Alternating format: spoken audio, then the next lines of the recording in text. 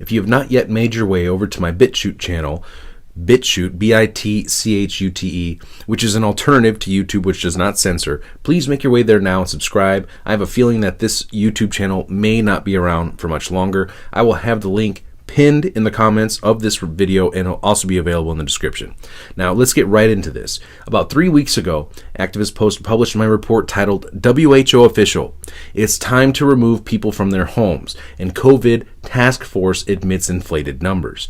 Now, this report is a follow-up to that one, where I cover how Michael Ryan, who is a high-ranking member of the World Health Organization, stated in a press briefing how the WHO, which is of course in the pocket of Bill Gates, now believes that it's time for authorities to start entering people's homes and removing people from their homes. This was like 3 weeks ago, 4 weeks ago, maybe a month.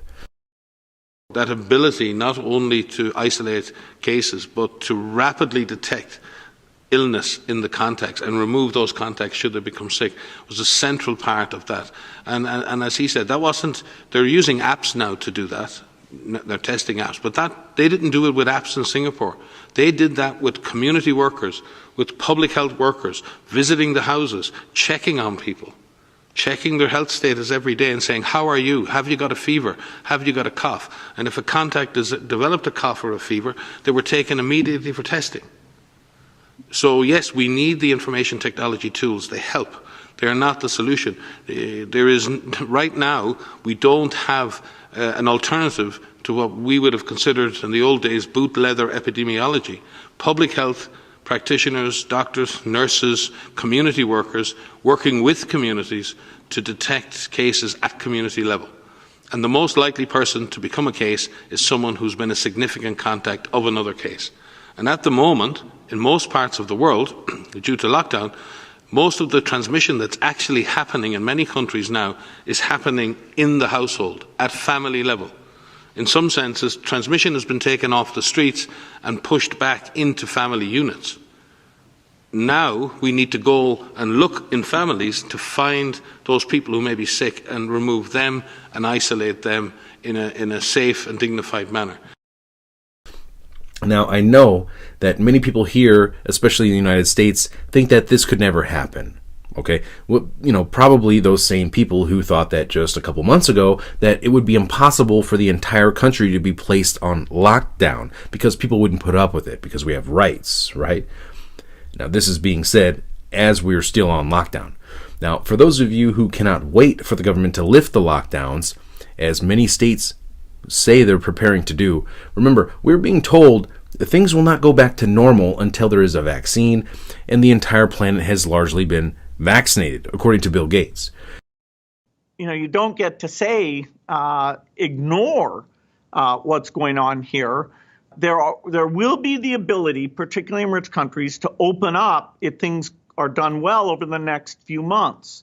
But for the world at large, normalcy only returns when we've largely vaccinated the entire global population. And now, we have also been told about how we must embrace this new normal. Now, part of that new normal is contact tracing. Well, that sounds normal enough, right? Or at least harmless. Kind of like how the Patriot Act sounds harmless, or how Operation Iraqi Freedom may have sounded like a good thing to many people, despite the fact that it was a war of aggression based on lies, which resulted in the deaths of over 1 million people. But hey, it had the word freedom in it, right? If we do not learn from history, we are doomed to repeat it. Just because they put nice language around it doesn't make it a good thing. So what exactly is contact tracing?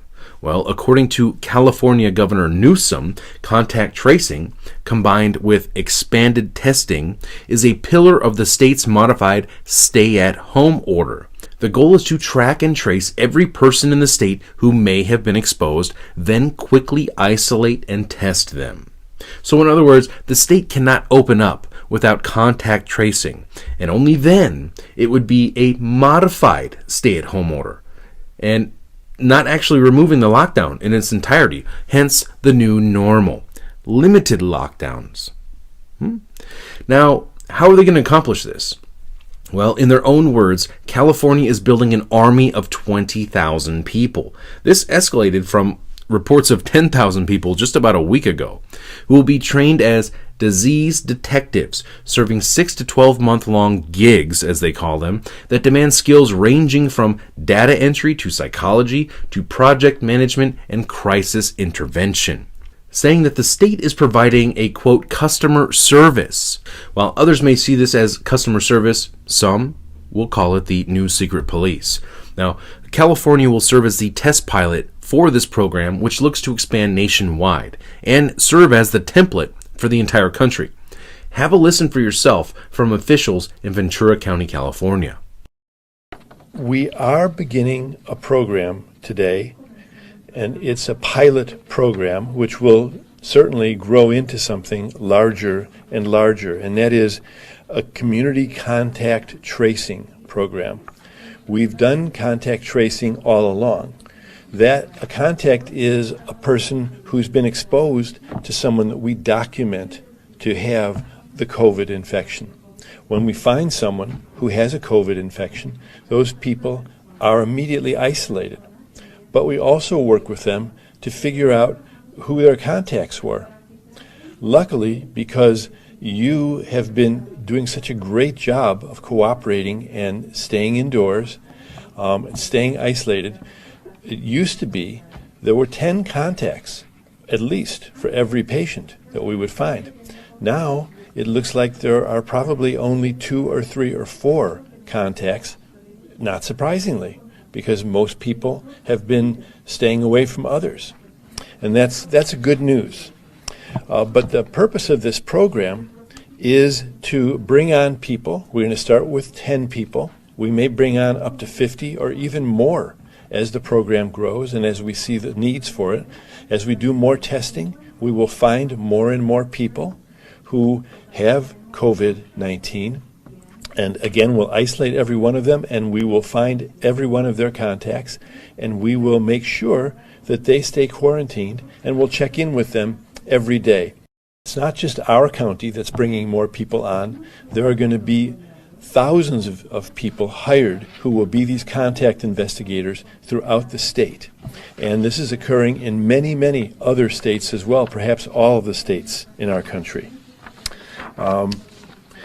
We will be giving intensive training to these people, training not only for identifying and finding contacts, but also in terms of how to be sensitive about doing it. We also realize that as we find more contacts, some of the people we find are going to have trouble being isolated. For instance, if they live in a home where there's only one bathroom and there are 3 or 4 other people living there and those people don't have COVID infection, we're not going to be able to keep the person in that home. Every person who we're isolating, for instance, needs to have their own bathroom. And so we'll be moving people like this into other kinds of housing that we have available. Is it just me, or does this sound an awful lot like what the World Health Organization official was just suggesting or dictating about a month ago? Now, the county has since walked back these comments on their Facebook page in response to other comments such as, quote, "They can try. They will have a fight on their hands," end quote. They went on to say that they're not going to be removing people from their homes, that they will provide alternative solutions to people who are unable to isolate in their own homes due to their, living circumstances. But yeah, they're walking this back. Do you see where this is going? Did you not just hear them say with their own mouths that they intend to remove people from their homes, presumably against their will? Welcome to the new normal. Welcome to COVID-19 84. Will you just comply when they show up at your home to remove your wife or your children? After all, they're going to tell you it's for the greater good. I think you may have a pretty good idea of my position on this. Now, right now, there are many job listings for contact tracers online. Private security firms are, quote, urgently hiring, and they want military experience and offer full benefits. This may sound very appealing to millions of people who are out of work, struggling to put food on their families' tables. Okay, join the new brown shirts. Hey, join the state. Join the COVID-19 84 Army. because it pays well, $25 an hour. Can you imagine how the founders of this country would respond to this level of tyranny?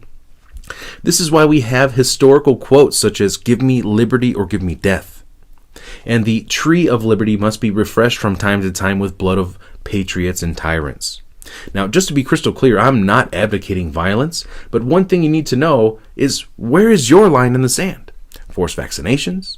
Or how about when they start disappearing dissidents under this contact tracing program that's funded by people and organizations like the Clinton Foundation? No surprise there. It's not my job to tell you what to think or tell you what to do. It's up to you to make those decisions. All I'm doing is trying to help provide the information, put the pieces of the puzzle together. That way you have an alternative perspective of what is taking place. Because right now, the way I see it, this is an orchestrated, pre-planned operation that is targeting you and me. Right now, it's pointed right at us. And tyranny is knocking on our door. The only question is how and when you will respond.